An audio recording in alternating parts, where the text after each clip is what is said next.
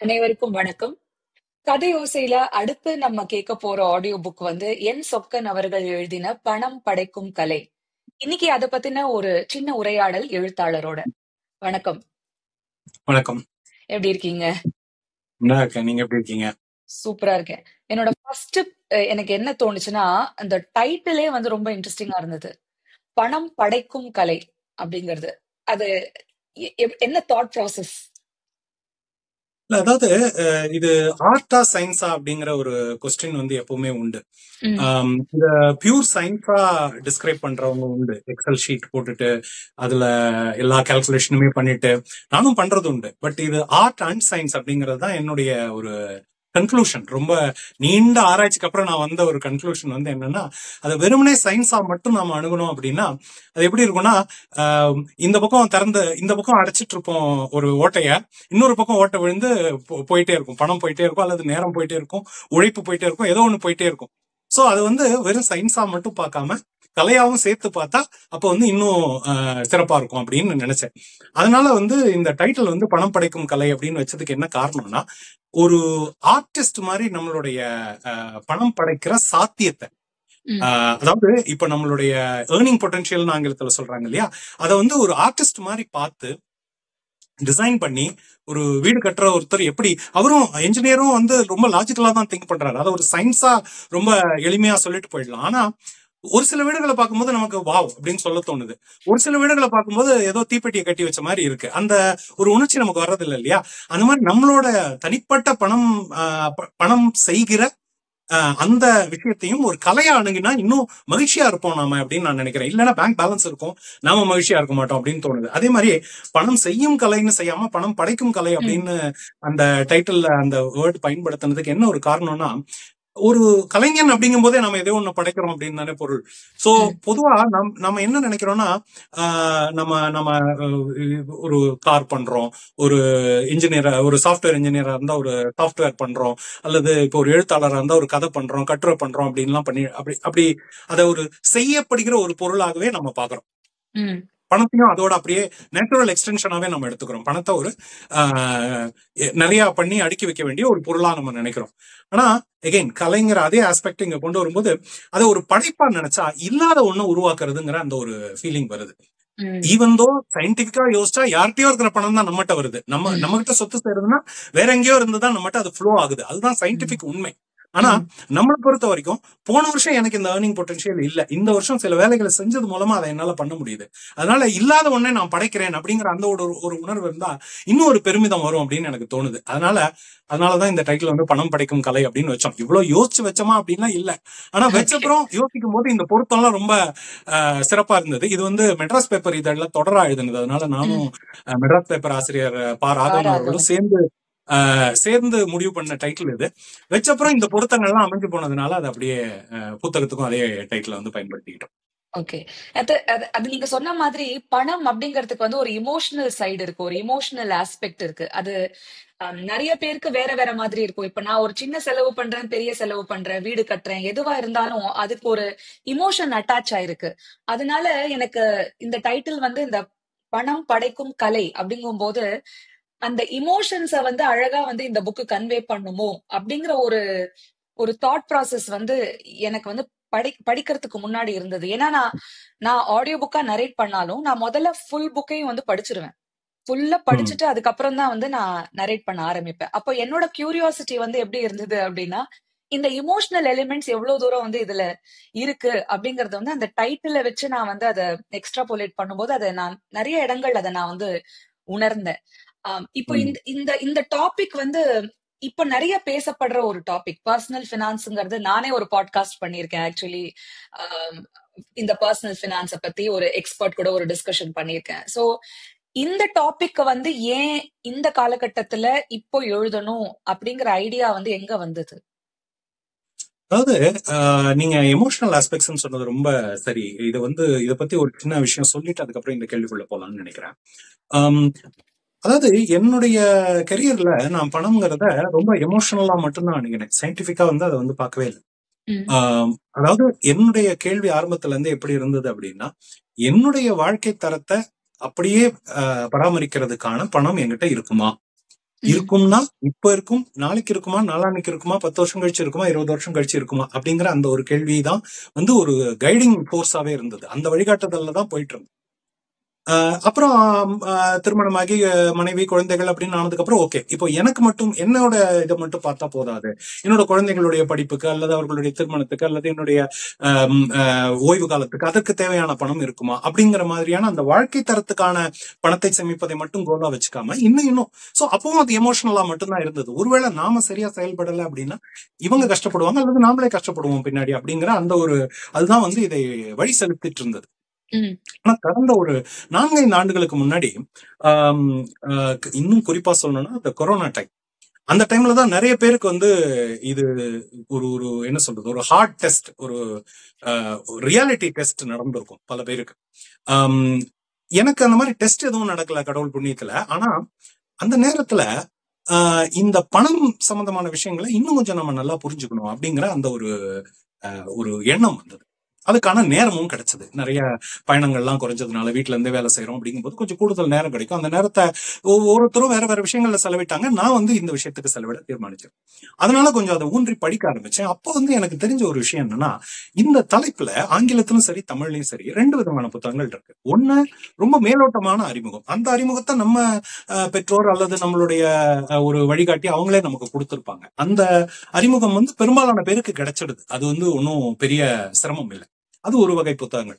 அந்த வகை புத்தகங்கள் ஒன்னும் பெரிய கடமை ஆற்றுறது இல்லைங்கிறது என்னுடைய தனிப்பட்ட கருத்து. நானே கூட அப்படி ஒரு புத்தகம் எழுதியிருக்கேன் முன்னாடி. அது ஒரு அறிமுகத்தை கொடுக்குமே தவிர ஒரு ஆக்ஷன் பிளான் கொடுக்காது. 2வது வகை புத்தகங்கள் என்னன்னா ரொம்ப ஆழமா போயிடுறாங்க. அப்போ வந்து என்ன ஆயிடுதுன்னா ஒரு 50 பக்கத்தை கூட நம்மளால தாண்ட முடியாது. 50 நான் சொல்றதே ரொம்ப மிகப்படுத்தி சொல்றேன். ஒரு கட்டத்துல நம்ம பயந்து போய் படிக்கிறத நிறுத்திடுவோம். இதெல்லாம் நமக்கு வராது போல இருக்கு அப்படின்னு சொல்லிட்டு பயந்து போய் நிறுத்திடுவோம். இப்படி நிறுத்துறவங்க 2 வேலை செய்யலாம். ஒண்ணு, எக்ஸ்பர்ட்ஸ் கிட்ட போலாம். சரி, நமக்கு இதெல்லாம் வரப்போறது இல்ல, நான் ஒரு எக்ஸ்பர்ட்டோட ஒர்க் பண்றேன், ஒரு பிளானர், பினான்சியல் பிளானரோட ஒர்க் பண்றேன், அவரு எனக்கு உதவி பண்ணுவார் அப்படின்னு போனா அது பரவாயில்ல. ஆனா அப்படி இல்லாம இது நமக்கு வராது, ஓடுறபடி ஓடட்டும் அப்படின்னு விட்டுட்டோம்னு வச்சுக்கோங்களேன், அப்போ வந்து என்ன ஆயிடும்னா நம்மளுடைய எதிர்காலம் முழுக்க முழுக்க இன்னொருத்தர் கையில, பண எதிர்காலம், நிதி எதிர்காலத்தை நம்ம முழுக்க முழுக்க இன்னொருத்தர் கையில ஒப்படைக்கிற ஒரு விதமான ஒரு சிக்கல். அந்த இன்னொருத்தர் நல்லவரா நம்பகமானவராக இருந்தா பிரச்சனை இல்லை. இல்ல அப்படின்னா எப்பவுமே நம் வாழ்க்கை நம் கையில் அப்படிங்கிற மாதிரி இந்த விமானத்தெல்லாம் இந்த ஆக்சிஜன் மாஸ்க் விழும்போது உங்க மாஸ்க முதல்ல பொருத்திக்கிட்டு அதுக்கப்புறம் உங்க குழந்தைகளோட மாஸ்க பொருத்துங்க அப்படின்னு சொல்லுவாங்க. அதை போல நாமளே தெரிஞ்சுக்கிறது நல்லது அப்படின்னு எனக்கு தோணுச்சு. அதனால அதை பத்தி நிறைய படிக்க ஆரம்பிச்சேன். அப்போ வந்து எனக்கு தோணின விஷயங்களை வந்து நான் தனிப்பட்ட முறையில எனக்காக பயன்படுத்திக்கிறதுக்காக குறிச்சு வச்சேன்.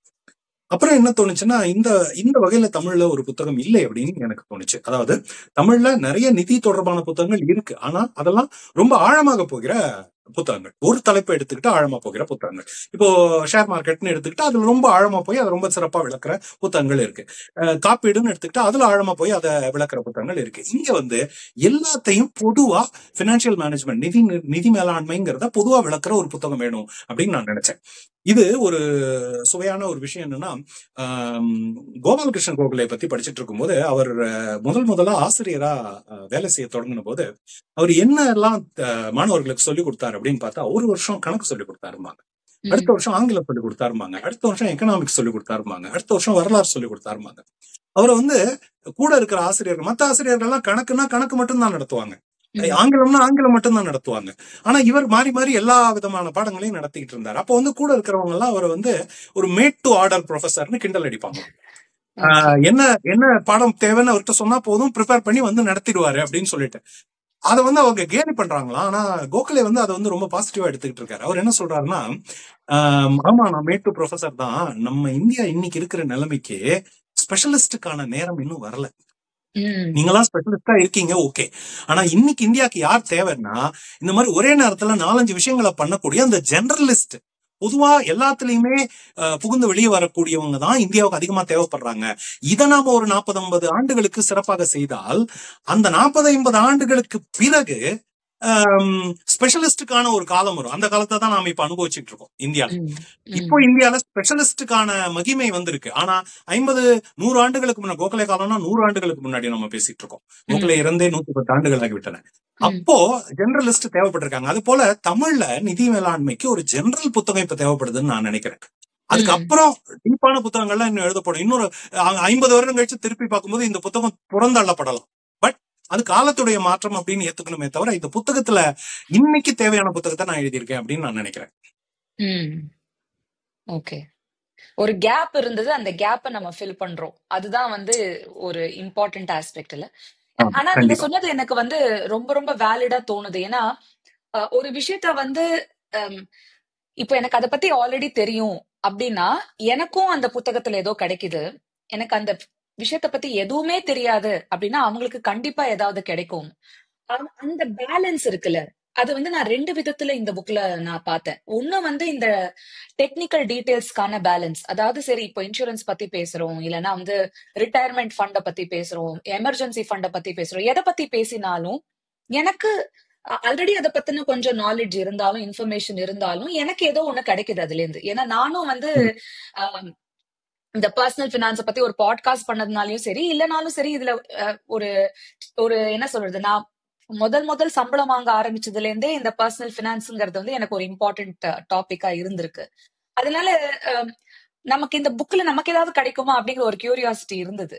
நான் படிக்க ஆரம்பிக்கும் போது அது எனக்கு கிடைச்சது. அது ஒண்ணு. ரெண்டாவது, இப்ப எதுவுமே தெரியாது, எனக்கு வந்து இப்பதான் நான் முறை பர்சனல் பினான்ஸ பத்தி தெரிஞ்சுக்கணும்னு நினைக்கிறேன் அப்படிங்கிறவங்களுக்கு வந்து இது அவங்கள ஓவர்வெல்ம் பண்ணாம ஒரு மாதிரி அவங்கள வந்து அந்த டாபிக் உள்ள வந்து அவங்கள அழகா கூட்டிட்டு போகுது அப்படின்னு நான் நினைக்கிறேன். இது வந்து ஒரு பேலன்ஸ் நான் பார்த்தேன்.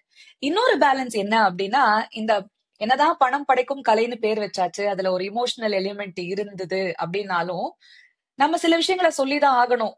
இப்ப வந்து லோன் வாங்கலாமா வேண்டாமா, ஒரு ஒரு எக்ஸாம்பிளுக்கு அதுல எல்லாத்தையுமே நீங்க எப்படி சொல்லிடுறீங்கன்னா, நான் வாங்கணும்னு சொல்லல, வாங்காதன்னு சொல்லல, அது உங்க இஷ்டம். ஏன்னா it is end of the day personal finance. அங்க நான் பூந்து வந்து என்னோட ஒப்பீனியனையோ இல்ல நான் பண்ணதுதான் கரெக்ட்னோ நான் இன்னொருத்தருக்கு சொல்ல முடியாது அப்படிங்கறத வந்து ரொம்ப ரொம்ப அழகா சொல்லியிருக்கீங்க. அதாவது லோன் இந்த காரணங்களுக்காக வாங்கலாம், இந்த காரணங்களுக்காக வாங்காம இருக்கலாம்.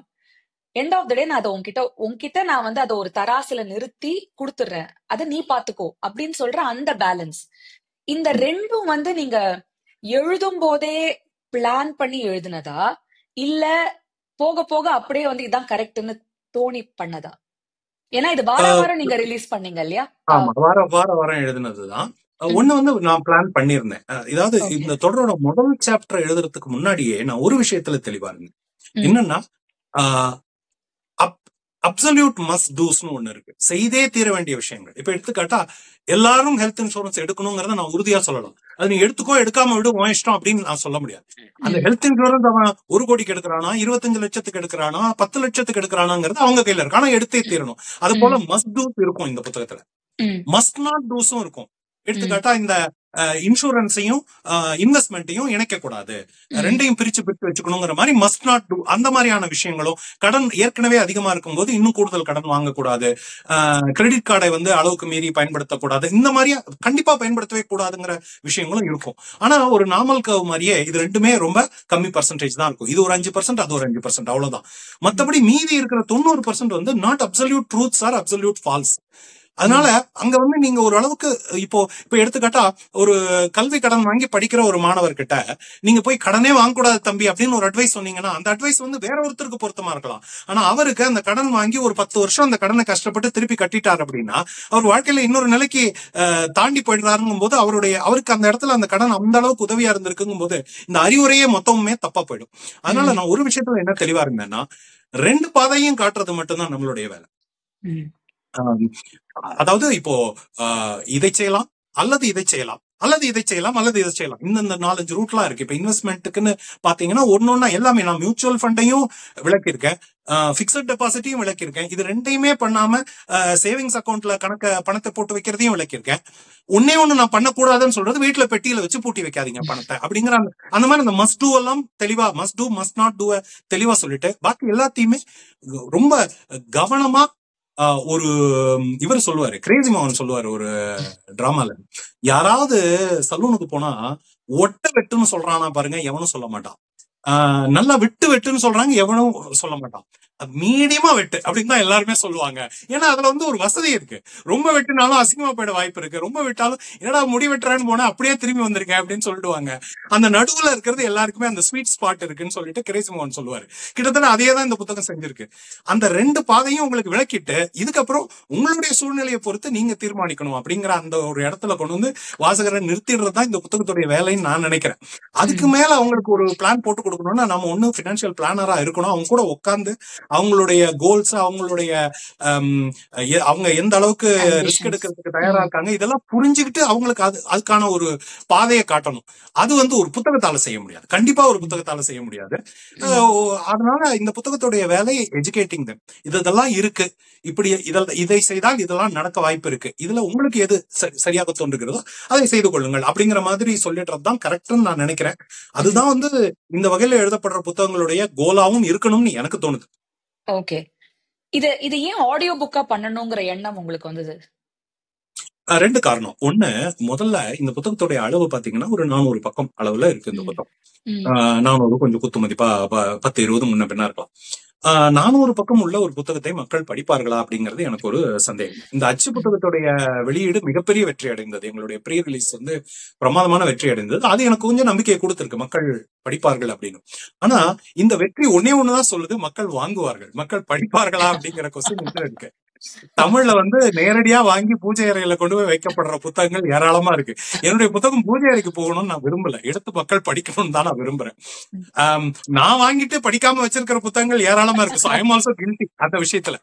அதனால ஆமா, எல்லாருமே அதை பண்ணிட்டு தான். அதனால இந்த புத்தகம் கண்டிப்பா படிக்கப்படணும் அப்படின்னு நான் நினைக்கிறேன். ரெண்டாவது, அப்படி வாங்கிட்டு படிக்க முடியாம சோம்பல்னால, ஏன்னா 400 புத்தகத்தை படிக்க முடிக்கிறவர்கள் நிறைய பேர் கிடையாது. அதனால வாங்க தயங்கி இருக்கிறவங்களுக்கு முதல்ல இந்த ஆடியோ புத்தகம் ஒரு சின்ன, இப்போ நீங்க நம்ம ஆடியோ புத்தகத்தை வெளியிடுறோம் இத்தனை மணி நேரம் அப்படின்னா, சரி ஒரு நாளைக்கு 6 மணி நேரமா கேட்டா ஒரு 10 நாள் 15 நாள் கேட்டு முடிச்சிடலாம் போல இருக்கே, இந்த புத்தகம் இந்த விஷயம் தெரிஞ்சுக்கலாம் போல இருக்கேங்கிற மாதிரி அங்க வந்து மக்களுக்கு வந்து ஒரு சின்ன அந்த என்ட்ரி ஃபிரிக்ஷனை வந்து அது குறைச்சிடும். அது ஒரு முக்கியமான காரணம். ரெண்டாவது காரணம், தமிழ் வேகமாக படிக்க தெரியாத இளைஞர்கள் நிறைய பேர் இருக்காங்க. அவங்களுக்கு இந்த புத்தகம் தேவை. அவர்களுக்கு ஆங்கிலத்துல நிறைய புத்தகங்கள் இருக்கு, ஆனா அவர்கள் எல்லாருக்கும் ஆங்கிலம் தெரிஞ்சிருக்கும்னு சொல்ல முடியாது. அதனால என்னுடைய ரெண்டாவது டார்கெட் ஆடியன்ஸ் யாருன்னா, தமிழ் படிக்க தெரியும் ஆனா கொஞ்சம் தட்டு மாதிரி தான் படிப்பேன், ஆனா தமிழ்ல விஷயங்களை புரிஞ்சுக்குவேன், தமிழ்ல தான் நான் பேசுறேன், தமிழ்ல தான் சிந்திக்கிறேன் அப்படின்னு இருக்கிற அந்த ஒரு மிகப்பெரிய இளைஞர் கூட்டத்தை நான் வந்து போய் சேரணும் அப்படின்னு நான் நினைக்கிறேன். ஏன்னா அவங்களுக்கு இது ரொம்ப ரொம்ப முக்கியம். பர்சனல் பினான்ஸை பொறுத்த வரைக்கும் எவ்வளவு சீக்கிரமா அதுல நுழையிறீங்களோ அவ்வளவு அதாவது நுழையுதல்னா புரிஞ்சுக்கிறது. இது சும்மா பிளைண்டா ஏதோ ஒண்ணு செய்யாம கொஞ்சம் திட்டமிட்டு செயல்படுறது எவ்வளவு சீக்கிரமா தொடங்குறோமோ அவ்வளவு அது நல்லது. அதனால அவங்களை கேட்ச் தம் யங்ங்கிற மாதிரி எவ்வளவு இளம் வயதிலே அவர்களை பிடிக்க முடியுமோ அவ்வளவு இளம் வயதிலே பிடிச்சிடணும் அப்படின்னு நான் நினைக்கிறேன். ஒண்ணு அவர்களே வாங்கி கேட்பார்கள்னு நான் நினைக்கிறேன், இன்னொன்னு பெற்றோர் அவர்களுக்கு வாங்கி கொடுப்பார்கள் அப்படின்னு நான் நினைக்கிறேன். இந்த புத்தகம் வெளியிட்டதுல இருந்து குறைஞ்சது வாரத்துக்கு 10 பேராவது எங்கிட்ட என்ன கேட்டுறாங்கன்னா, இது எப்ப ஆங்கிலத்துல வரும், எங்க பிள்ளைங்களுக்கு தமிழ் படிக்க தெரியாது, நாங்க வாங்கி கொடுக்கணும்னு நினைக்கிறோம், ஆனா எப்ப நீங்க ஆங்கிலத்துல கொண்டு வருவீங்க அப்படின்னு கேக்குறாங்க. அவங்களுக்கு எல்லாம் நான் சொல்ற பதில் என்னன்னா, ஆங்கில வெர்ஷன் வர்ற திட்டம் இருக்கு, வர்ற போது வரட்டும், ஆடியோ புக் வரும், அதை வாங்கி கொடுங்க. அவங்களுக்கு ஏதாவது அதுல புரியலன்னா நீங்க சொல்லி புரிய வைங்க. அது வரைக்கும் ஆங்கில புத்தகம் வர வரைக்கும் நீங்க காத்துட்டு இருந்தீங்கன்னா you may miss that time அப்படிங்கிற மாதிரி நான் அறிவுரை சொல்றேன். சோ அவங்களையும் நான் டார்கெட் பண்ணணும்னு நினைக்கிறேன். சோ இதெல்லாம் தான் காரணங்கள்.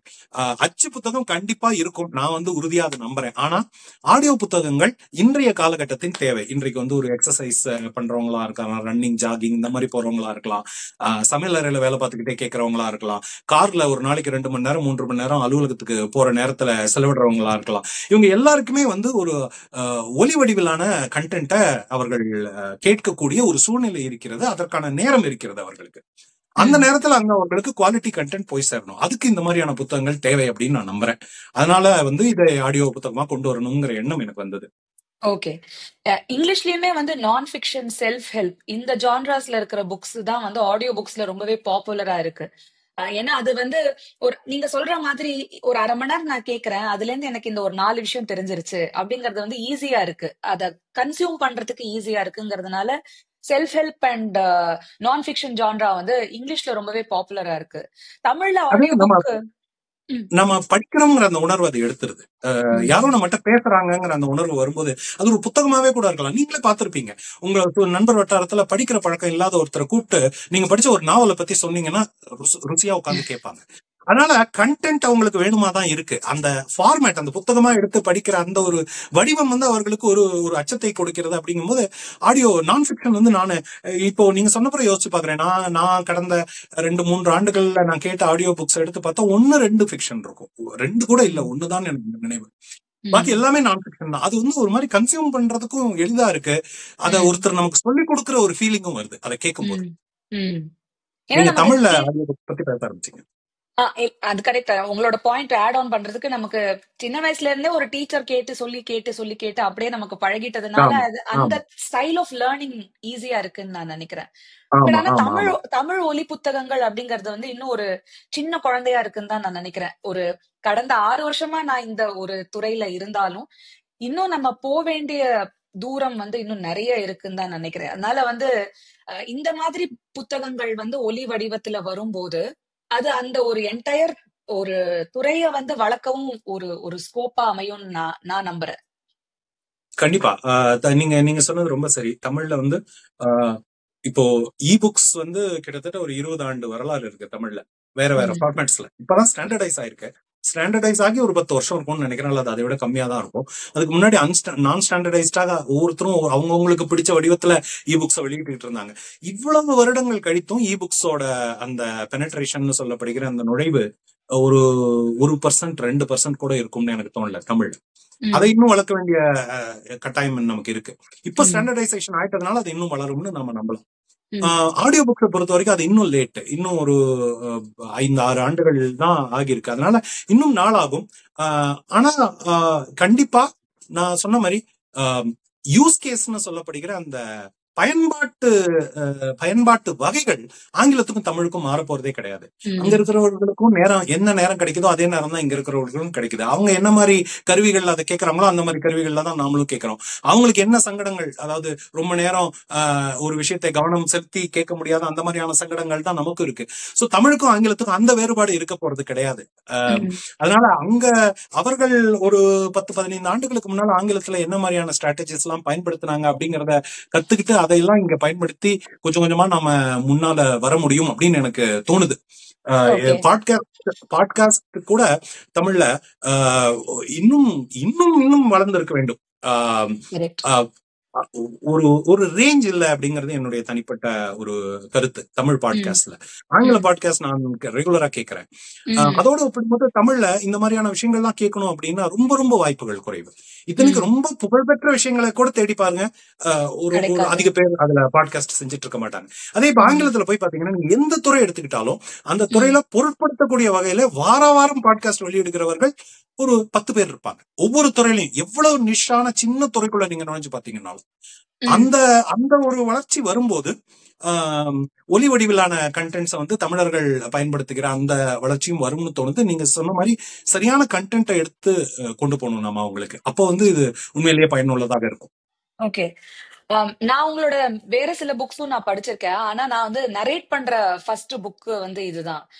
இப்போ வந்து யூஸ்வலி வந்து எழுத்து வடிவத்துக்குன்னு எழுதும் போது அதை ஒலி வடிவமா மாத்தும் போது அந்த நரேட்டரோட ரோல்ங்கிறது அங்க வந்து ரொம்ப ரொம்ப முக்கியமான ஒரு விஷயம். ஆனா வந்து எழுத்து வடிவத்துக்கும் ஒலி வடிவத்துக்கும் ஒரு இம்பார்ட்டன்ட் டிஃபரன்ஸ் தமிழ்ல வந்து என்ன அப்படின்னா, நம்மளோட பேச்சு தமிழ்ங்கிறது வந்து எழுத்து தமிழுக்கு ரொம்பவே வித்தியாசமா ஆயிக்கிட்டே இருக்கு.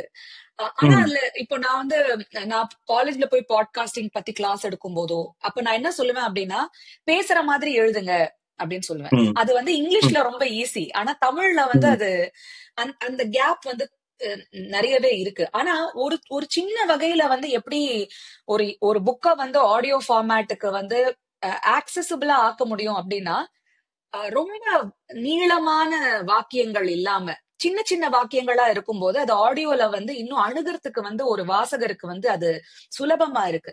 அதை வந்து நான் இந்த புக்ல வந்து ஃபீல் பண்ணேன். அது வந்து நீங்க பிளான் பண்ணீங்களான்னு எனக்கு தெரியல. ஆனா அது இது வந்து பொதுவான பாடம் தான். அதாவது நம்ம எழுத்து போய் சேரணும் அப்படிங்கிறதுக்கு எல்லாருமே சொல்றது என்னன்னா, சின்ன சின்ன வாக்கியங்கள் அமைங்க அப்படின்னு சொல்றது. இந்த பாடத்தை வந்து நான் 75 ஆண்டுகள் 100 ஆண்டுகளுக்கு முன்னாடி எழுதப்பட்ட ஸ்டைல் கைட்ஸ்ல கூட படிச்சிருக்கேன் தமிழ். அதனால நீங்க ஆடியோக்கு எந்த இடத்துக்கு வந்து அடைஞ்சிருக்கீங்களோ அதுதான் வந்து டெக்ஸ்ட் எழுதுறதுக்குமான ஒரு சூத்திரம். நீங்க ஓகே. என்ன சொல்லி தரீங்களோ அதுதான். ஆனா அந்த பேசுற மாதிரி எழுதுங்கன்னு சொல்றீங்க இல்லையா, அந்த அறிவுரை மட்டும் நான் 2 பார்ட்டா பிரிப்பேன். ஓகே. எனக்கு எழுதவே வரல அப்படின்னு சொல்றவங்க பேசுற மாதிரி எழுதி பழகிக்கலாம். அப்போ எழுத வந்துடும். ஒன்ஸ் எழுத வந்தப்புறம் என்ன பண்ணணும்னா, அத பேசுற மாதிரி எழுதிட்டு அதை எடிட் செய்து எழுதுற மாதிரி எழுதுறது, அப்படி அந்த மாத்திர அந்த ஒரு செகண்ட் ஃபேஸ வந்து செய்ய தொடங்கினால் அப்ப என்ன ஆகும்னா, நம்ம கடைசி வரைக்கும் நம்மளுடைய நேரேஷன் எதிரில் இருக்கிறவங்க கிட்ட இருந்து விலகி போக. நான் எப்பவுமே ஒரு புக்கை எப்படி நினைப்பேன்னா, எதிரில் ஒருத்தர் உட்கார்ந்து இருக்காரு, அவருக்கு நான் இதை சொல்லித்தரேன், அவ்வளவுதான். வார்த்தைகளால பேசி வாயால பேசி சொல்லித்தராம எழுதி சொல்லித்தரேன், அவ்வளவுதான். ஏன்னா ஒருத்தர் முன்னாடியும் போய் என்னால உட்கார முடியாது. அந்த ஆனா என்னுடைய நோக்கம் அதுதான். எதிரில் ஒருத்தர் உட்கார்ந்து இருக்காரு, அவருக்கு நான் இந்த விஷயத்த சொல்லித்தர போறேன். அப்போ வந்து நம்ம நீளமா பேசுவோமா? மாட்டோம். எதிரில் அவர் இருக்கிறவருடைய முகபாவத்தை பார்த்து அவர் கொஞ்சம் முகம் சுருங்குறாருன்னா, ஓ இது புரியலையா, வேற மாதிரி சொல்றேன் அப்படின்னு உடனடியா நம்ம மாத்திப்போம் இல்லையா? அதனால நீங்க சொன்னது ரொம்ப ரொம்ப சரியான விஷயம். புதிதாக எழுத வருகிறவர்கள் பேசுற மாதிரி எழுதி பழகணும். குறிப்பா எதிரில் ஒருத்தர் உட்கார்ந்து இருக்காருன்னு நினைச்சுக்கிட்டு அவருக்காக எழுதணும். அது அப்படி எழுத பழகினா உங்களுக்கு எழுத வந்துடும். அதுக்கப்புறம் அதை செம்மையாக்கி கொள்வது தனிக்கலை, அதை நீங்க கத்துக்கலாம். ஆனா அவங்களுக்கு எழுதவே வரலன்னா எங்கேயுமே செம்மையாக்கவே முடியாது. கட்டாத வீட்டுக்கு அலங்காரம் பண்ற மாதிரி அது. முதல்ல வீடு கட்டணும், அப்புறம் தான் வந்து அதை நீங்க வந்து அலங்காரம் பண்ண முடியும். அதனால ஆமா, அது பிளான் பண்ணி பண்ணதுதான். என்னுடைய புத்தகங்கள்ல முடிஞ்ச வரைக்கும் எளிமையான சின்ன சின்ன வாக்கியங்களாகவே எழுதிட்டு போகணும் அப்படிங்கறதுதான் என்னுடைய நோக்கம், வழி எல்லாமே. அதுக்கு காரணம் நான் முன்னாடி சொன்ன மாதிரிதான், என்னுடைய புத்தகங்கள் பூஜை அறைக்கு போகிறத நான் விரும்பல. படிக்கப்படணும் அப்படின்னா அவங்களுக்கு சங்கடம் இருக்கக்கூடாது. ஆமா, ஆக்சசிபிளா இருக்கணும். கரெக்டா சொன்னீங்க. ஆக்சசிபிளா இருந்தால் மட்டும்தான் அவர்கள் படிப்பார்கள். இல்லைன்னா அவங்கள சுத்தி அவ்வளவு டிஸ்ட்ராக்ஷன்ஸ் இருக்கு, அவங்களுக்கு டக்குன்னு விட்டுட்டு போயிடுவாங்க. அந்த அவங்கள நம்ம பிடிச்சு வச்சுக்கணும் அப்படின்னா அதற்கு நம்ம செய்ய வேண்டிய சில வேலைகள் இருக்கு. அது வந்து ஆடியோ ஃபார்மேட்லயும் நீங்க ஃபீல் பண்றீங்கிறது எனக்கு ரொம்ப சந்தோஷமா இருக்கு. அதாவது புத்தகமாக யோசிக்கிறவங்களே இன்றைக்கு எப்படி அதை ஒரு அச்சு புத்தகமா கனவு காண்றாங்க, ஒரு இ புக்கா கனவு காண்றாங்களோ, அது போல அவர்கள் ஆடியோ புத்தகமாகவும் அதை பத்தி யோசிக்கணும் அப்படின்னு நான் நினைக்கிறேன். ஏன்னா அது வந்து கண்டிப்பா நடக்க போகுது. அதுல வந்து ஐயமே கிடையாது. ஒளி வடிவில எவ்வளவு விஷயங்கள் பதிவு செய்ய முடியுமோ அவ்வளவு விஷயங்கள் பதிவு செய்யறது நல்லது. அதனால உங்க புத்தகத்தை ஒருத்தர் படிக்கிறதாகவும் கற்பனை செய்து கொண்டீர்கள் என்றால் அது இன்னும் உங்களுடைய எழுத்தை ஆக்சசிபிளா ஆக்கும். முன்னெல்லாம் வந்து நீங்க கேள்விப்பட்டிருப்பீங்க, கிராமத்தெல்லாம் ஒருத்தர் தான் படிக்க தெரிஞ்சவர் இருப்பாரு. தினத்தந்தி வாங்கிட்டு எல்லாரும் சுத்தி உட்காந்து அவர் படிப்பாரு, அவங்க எல்லாம் கேட்பாங்க. தினத்தந்தியோட தமிழ் எளிமையா இருக்குன்னா ஏன் எளிமையா இருக்கு? படிச்சு காட்டுறவருக்கு சரியா முழுக்க படிக்க வராது, அவர் பண்டிதர் கிடையாது. முன்னாடி உட்காந்து கேட்டுட்டு இருக்கிறவங்க பண்டிதர்கள் கிடையாது. அதனால சின்ன சின்ன வாக்கியங்களா இருக்கணும், மொழி எளிமையா இருக்கணும், எளிய வார்த்தைகளை பயன்படுத்தணும். அதெல்லாம் பயன்படுத்தினாதான் கேட்கறவங்களுக்கு அவங்களுக்கு போய் சேரும். அதனால நீங்க சொல்ற இந்த ஆடியோ புக்குங்கிறது வேற ஒரு வடிவத்துல நம்ம காலங்காலமா தலைமுறையா பயன்படுத்திட்டு தான் இருக்கும். Thank you so much. I think இந்த கான்வர்சேஷன் எனக்கு ரொம்ப இன்ட்ரெஸ்டிங்கா இருந்தது. நம்ம வேரியஸ் விஷயங்களை பத்தி பேச முடிஞ்சது. அண்ட் நான் ரொம்ப எக்ஸைட்டடா இருக்கேன் இந்த புக்கை வந்து ஆடியோ புக்கா கதை ஓசையில ரிலீஸ் பண்றதுக்கு. இது எல்லா பிளாட்ஃபார்ம்ஸ்லயுமே அவைலபிளா இருக்கும். யூடியூப், ஸ்பாட்டிஃபை, ஸ்டோரிடெல், ஆடிபிள், எங்கெல்லாம் ஆடியோ புக்ஸ் கிடைக்குதோ, எங்கெல்லாம் ஆடியோ வந்து மக்கள் கேட்கறாங்களோ அங்க எல்லா இடத்துலயுமே இது அவைலபிள் ஆக்கணும் அப்படிங்கறதுதான் வந்து கதை ஓசையோட ஒரு ஒரு ஒரு முனைப்பா இருக்கு. ஏன்னா நான் புதுசா ஒரு ஆப் ஆரம்பிச்சு எல்லாரும் அங்க வரணும்னு நினைக்கிறத விட எங்க ஆல்ரெடி மக்கள் கேக்குறாங்களோ அந்த இடத்துல எல்லாம் நம்ம போய் இருக்கணும் அப்படிங்கறதுனால இந்த பணம் படைக்கும் கலை வந்து ஒலி புத்தகமா எல்லா இடங்கள்லயுமே கிடைச்சிடும். கண்டிப்பா, ரொம்ப ரொம்ப மகிழ்ச்சி. இதுக்கு முன்னாடி என்னோட சில புத்தகங்கள் ஒலி புத்தகங்களா வந்திருக்கு. ஆனா அதை ரெக்கார்ட் பண்ணவங்களோட இன்டராக்ட் பண்ற, சேர்ந்து ஒர்க் பண்ற வாய்ப்பு எனக்கு கிடைக்கல. அது வந்து ஒரு மாதிரி சைலோஸா தான் நாங்க ஒர்க் பண்ணோம். நான் எழுதி கொடுத்துருவேன், அவங்க ரெக்கார்ட் பண்ணுவாங்க, வெளியிடுவாங்க. ஆனா இங்க வந்து நம்ம 2 பேரும் சேர்ந்து ஒர்க் பண்ண அந்த ப்ராசஸ் எனக்கு ரொம்ப பிடிச்சிருந்தது. இந்த டாபிக் வந்து குறிப்பா ஒலி வடிவத்துல ரொம்ப போய் சேர வேண்டிய டாபிக் அப்படிங்கறதுனால இந்த புத்தகத்தோட வெளியீட நான் ரொம்ப அவளோட எதிர்பார்க்கிறேன். ரொம்ப நன்றி. நன்றி. நன்றி.